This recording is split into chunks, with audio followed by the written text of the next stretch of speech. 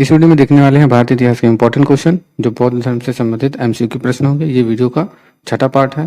पहला, दूसरा, तीसरा, चौथा, पांचवा पार्ट अपलोड हो चुका है। अगर आप चैनल पर नए हैं तो चैनल को लाइक, सब्सक्राइब, शेयर जरूर करें। तो चलिए क्वेश्चन की ओर आगे चलते हैं। पहला क्वेश्चन है, भारत में पहले जिस मानव प्रतिमाओं को पूजा गया है वह थी ब्रह्मा की, विष्णु की, शिव की, बुद्ध की। तो ये 2010 का क्वेश्चन है। तो इस क्वेश्चन का जो सही आंसर है वो option number c is right, Buddha की। अब याद रखना है, बौद्ध धर्म के महायान शाखा के अनुयायियों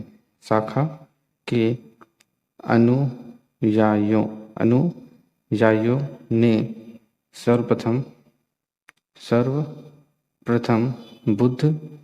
सर्वप्रथम बुद्ध मूर्तियां स्थापित करके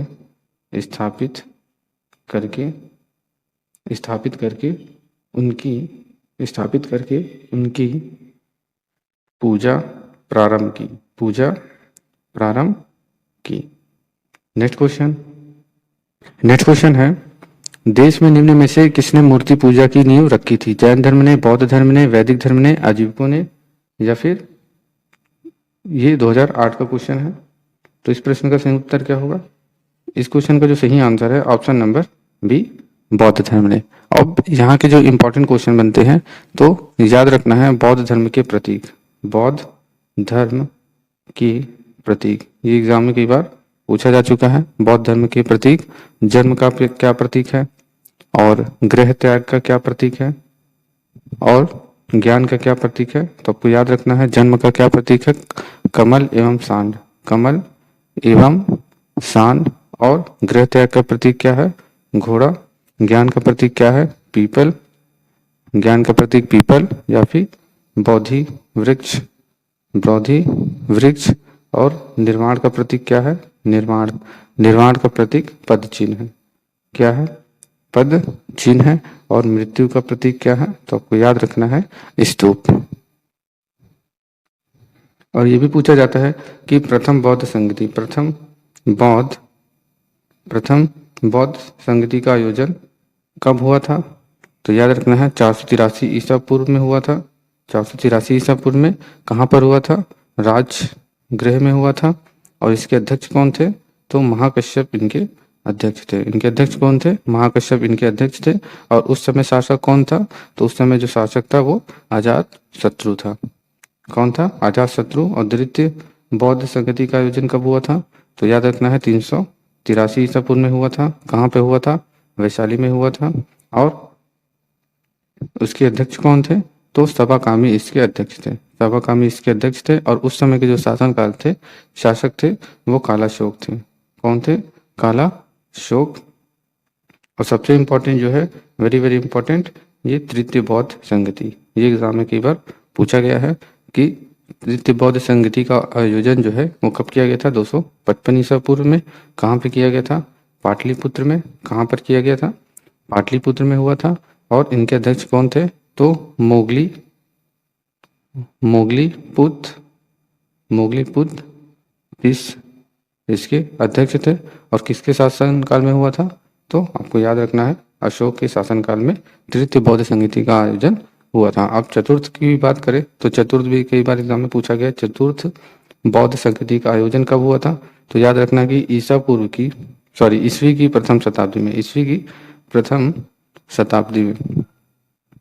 की प्रथम शताब्दी में हुआ था। कहाँ पर हुआ था? कुंडल वन में। कहाँ पर हुआ था? कुंडल वन में हुआ था। और उस समय उसके अध्यक्ष कौन थे? वसुमित्र और अश्वघोष। और उस समय के जो शासन थे वो कौन था? उस समय का जो शासक था वो कनिष्क था। इस चीज को आप याद रखिएगा। नेक्स्ट क्वेश्चन है, गंधार शैली की मूर्ति कला में बुद्ध के सारनाथ में हुए प्रथम धर्मोपदेश से संबद्ध प्रवचन मुद्रा का नाम क्या है? अभय, ध्यान, भूमि स्पर्श, धर्मचक्र। ये 1994 का क्वेश्चन है। तो इस प्रश्न का जो सही आंसर है वो ऑप्शन नंबर सी, धर्मचक्र। अब यहाँ पे जो इंपॉर्टेंट क्वेश्चन है वो कौन से पूछे जाते हैं? तो बुद्ध ने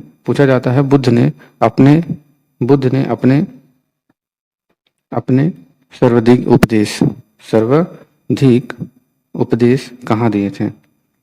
सर्वाधिक उपदेश कहाँ पर दिए थे? तो आपको याद रखना कौशल देश की राजधानी श्रावस्ती में। कौशल देश की राजधानी, कौशल देश की राजधानी श्रावस्ती में। कहाँ पर? श्रावस्ती में हुआ था। और यहाँ पे बहुत लोग कंफ्यूज हो जाते हैं कि सर्वाधिक उपदेश कहाँ दिया था और प्रथम उपदेश, प्रथम उपदेश, इन दोनों में बहुत बच्चे कंफ्यूज होते हैं। तो आपको याद रखना जो प्रथम उपदेश है इन्होंने कहाँ पर दिया था? तो सारनाथ में इन्होंने अपना प्रथम उपदेश दिया था। और सबसे ज्यादा जो उपदेश जो है इन्होंने कौशल देश की राजधानी श्रावस्ती में दिया था। और ये भी याद रखना है कि चतुर्थ बौद्ध संगति, चतुर्थ बौद्ध संगति के बाद, संगति के बाद बौद्ध धर्म दो भागों में बट गया। बौद्ध धर्म, बौद्ध धर्म, बौद्ध धर्म दो भागों में बट गया, दो भागों में बट गया। कौन कौन से? तो याद रखना पहला है हीनयान और दूसरा क्या है? पहला हीनयान है, दूसरा है महायान। इस चीज को आप याद रखिएगा, इन दोनों में विभाजित हो गया था। और इम्पोर्टेंट क्वेश्चन जो है पूछा जाता है कि बौद्धों का सबसे पवित्र त्योहार कौन सा है? तो याद रखना बौद्धों का सबसे पवित्र त्योहार, सबसे पवित्र त्योहार, बौद्धों का सबसे पवित्र त्योहार कौन सा है? तो आपको याद रखना है वैशाख, वैशाख पूर्णिमा। क्या है? वैशाख पूर्णिमा है, जिसे बुद्ध पूर्णिमा भी कहा जाता है, या बुद्ध पूर्णिमा के नाम से भी जाना जाता है। बुद्ध पूर्णिमा के नाम से जाना जाता है। इस चीज को आप याद रखिएगा। क्यों जाना जाता है? क्योंकि बुद्ध पूर्णिमा के ही दिन, बुद्ध पूर्णिमा के दिन बुद्ध पूर्णिमा के दिन बुद्ध का जन्म हुआ था। बुद्ध का जन्म जन्म ज्ञान प्राप्ति एवं महापरिनिर्वाण की प्राप्ति हुई थी। महापरिनिर्वाण की प्राप्ति हुई थी। इस चीज को आप याद रखिएगा। नेक्स्ट क्वेश्चन है बुद्ध की खड़ी प्रतिमा निम्न में से किस काल में बनाई गई? गुप्त काल में, मौर्य काल में, कृष्णाण काल में, गुप्तोत्तर काल में। इस क्वेश्चन का जो सही आंसर है ऑप्शन नंबर बी, कृष्णाण काल। अब यहाँ पे जो इंपॉर्टेंट क्वेश्चन है याद रखना है कि बुद्ध ने इनके प्रमुख अनुयायी, बुद्ध के प्रमुख अनुयायी शासक कौन कौन थे? बुद्ध के प्रमुख अनुयायी शासक कौन कौन थे? तो आपको याद रखना है बिंबिसार, प्रसेनजीत और उदयन। ये तीनों प्रमुख अनुयायी शासक थे। इस चीज को आप याद रखिएगा। और याद रखना है कि बौद्ध धर्म का जो पुस्तक है, बौद्ध धर्म की प्रमुख पुस्तक क्या है? तो याद रखना है प्रमुख पुस्तक जो है वो अंगुत्तर निकाय है, अंगुत्तर निकाय। इस चीज को आप याद रखिएगा। नेक्स्ट क्वेश्चन है बुद्ध की प्राचीनतम प्रतिमा किस शैली में प्राप्त होती है? गंधार शैली, मथुरा शैली, गुप्त शैली, मौर्य शैली, उपरोक्त में से कोई नहीं। ये 2020 का क्वेश्चन है। तो इस क्वेश्चन का जो सही आंसर है ऑप्शन नंबर ई, इनमें से कोई नहीं। नेक्स्ट क्वेश्चन है भगवान बुद्ध की प्रतिमा कभी कभी एक हस्त मुद्रा या युक्त दिखाई गई है, जिसे भूमि स्पर्श मुद्रा कहा जाता है। यह किसका प्रतीक है? मार्ग पर दृष्टि रखने एवं अपने ध्यान में विघ्न डालने से मार्ग को रोकने के लिए बुद्ध का धरती का आह्वान, या मार्ग के प्रलोभनों के बावजूद अपनी शुचिता और शुद्धता का साक्षी होने के लिए बुद्ध का धरती का आवाहन, बुद्ध का अपने अनुयायियों को स्मरण करना कि वे सभी धरती से उत्पन्न होते हैं अतः धरती में विलीन हो जाते हैं, अतः जीवन संक्रमणशील है। या इस संदर्भ में दोनों ही कथन सही है। तो ये 2012 का क्वेश्चन है। तो इस प्रश्न का सही आंसर क्या होगा? तो इस क्वेश्चन का जो सही आंसर है ऑप्शन नंबर बी, मार के प्रलोभनों के बावजूद अपनी शुचिता और शुद्धता का साक्षी होने के लिए बुद्ध का धरती का आह्वान। Next question. नेक्स्ट क्वेश्चन है, भूमि स्पर्श मुद्रा की सारनाथ बुद्ध मूर्ति संबंधित है मौर्य काल से, शुंग काल से, गुप्त काल से, कुषाण काल से। ये 2009 का प्रश्न है। तो इस प्रश्न का जो सही आंसर है ऑप्शन नंबर डी, गुप्त काल से। Next question. नेक्स्ट क्वेश्चन है, सारनाथ की भूमि स्पर्श मुद्रा वाली बुद्ध प्रतिमा कलंकित है कृष्णाण काल से, गुप्त काल से, राजपूत काल से, वृद्धन काल से। ये 2010 का प्रश्न है। तो इस प्रश्न का सही उत्तर क्या होगा? तो इस प्रश्न का जो सही उत्तर है वो ऑप्शन नंबर बी, गुप्त काल से। Next question. नेक्स्ट क्वेश्चन है, भारत के संस्कृति इतिहास के संदर्भ में निम्नलिखित युगों पर विचार कीजिए। परिवारजक, परित्याग व भ्रमणकारी, श्रमण, उच्च पद प्राप्ति पुजारी, उपासक, बौद्ध धर्म का साधारण अनुगामी। केवल 1 और 2, 1 3, 1 2 3 या 2 3 सही उत्तर। तो इसका सही उत्तर क्या होगा? ये 2020 का प्रश्न है। तो इस क्वेश्चन का जो सही आंसर है ऑप्शन नंबर 1 और 3, यानी कि 1 और 3 ये सही है। Next question. नेक्स्ट क्वेश्चन है, कौन से शासक ने बौद्ध मत के विस्तार में योगदान नहीं दिया है? हर्षवर्धन ने, कनिष्क ने, पुष्यमित्र संघ ने, अशोक ने। ये 2018 का क्वेश्चन है। इस क्वेश्चन का सही आंसर क्या होगा? इस प्रश्न का जो सही आंसर है वो पुष्यमित्र। अब याद रखना है कि जो पुष्यमित्र थे यह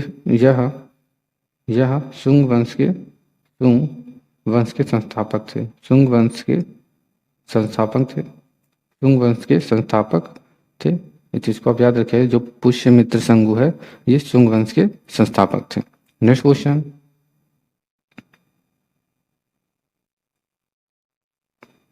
नेक्स्ट क्वेश्चन है, युग्मों में से कौन सा सुमेलित सही है?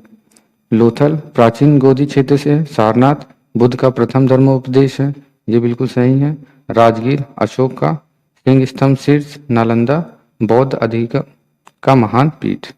तो इस क्वेश्चन का जो सही आंसर है वो लोथल प्राचीन गोदी क्षेत्र है, ये बिल्कुल सही है। सारनाथ बुद्ध का प्रथम उपदेश है, ये भी सही है। और नालंदा बौद्ध अधिगम का महान पीठ है, तो ये भी सही, यानी कि ऑप्शन 1 2 4 सही है। तो 1 2 4 कहाँ पर है? तो ऑप्शन नंबर सी में 1 2 4 है और ये 1998 का प्रश्न है। Next question. तो इस क्वेश्चन का जो सही आंसर होगा वो option number c. Next question. Next question है, महायान बौद्ध धर्म में बोधिसत्व अवलोकितेश्वर को और किस अन्य नाम से जाना जाता है? व्रजपाणी, मंजूश्री, पदम पाणी, मैत्रेय। ये 1997 का क्वेश्चन है। तो इस क्वेश्चन का जो सही आंसर है ऑप्शन नंबर डी। अब यहाँ पे कुछ इंपॉर्टेंट क्वेश्चन याद रखना है कि बौद्ध धर्म के त्रिरत्न, बौद्ध धर्म के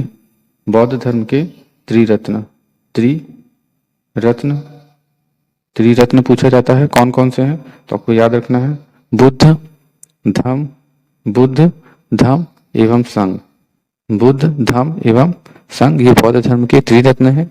और ये भी याद रखना है कि बुद्ध ने अपने उपदेश जनसाधारण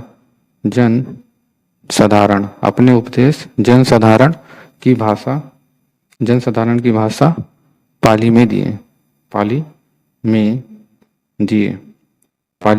वेरी वेरी इंपॉर्टेंट क्वेश्चन है, इसको आप याद रखिएगा। नेक्स्ट क्वेश्चन है, भारत के धार्मिक इतिहास के संदर्भ में निम्नलिखित कथनों पर विचार कीजिए। स्थाविरवादी महायान बौद्ध धर्म से संबंध है। लोकोत्तरवादी संप्रदाय बौद्ध धर्म के महासंघिक संप्रदाय की एक शाखा थी। महासंघिकों द्वारा बुद्ध के देवतारोपण ने महायान बौद्ध धर्म को प्रोत्साहित किया। तो इसमें से सही उत्तर क्या होगा? इसमें जो सही उत्तर है वो ऑप्शन नंबर 2 और 3 सही है। तो option number b is right. ये 2020 का क्वेश्चन है। नेक्स्ट क्वेश्चन है, भारतीय इतिहास के संदर्भ में निम्नलिखित में से कौन भावी बुद्ध है जो संसार की रक्षा हेतु अवतरित होंगे? अवलोकितेश्वर, लोकेश्वर, पदमपाणी, मैत्री। ये 2020 का प्रश्न है, आईएएस 2020 में प्रश्न पूछा गया है। तो इस क्वेश्चन का जो सही आंसर है आप कमेंट बॉक्स में जरूर बताएं अगर आपको पता है तो। नेक्स्ट क्वेश्चन है बोधिसत्व पदमपाणी का चित्र सर्वाधिक प्रसिद्ध और प्राय चित्रित चित्रकारी है जो अजंता में है, बादामी में है, एलोरा में है, बाग में है। ये 2017 का क्वेश्चन है। तो कहाँ पर है ये? तो आपको याद रखना है ये अजंता में है। Option number A is right. Next question है हीनयान अवस्था का विशालतम एवं सर्वाधिक विकसित शैलकृत चैत्य ग्रह स्थित है। पीतलखोरा में, जुन्नार में, बिरसा में, कार्ले में। ये 2014 का क्वेश्चन है।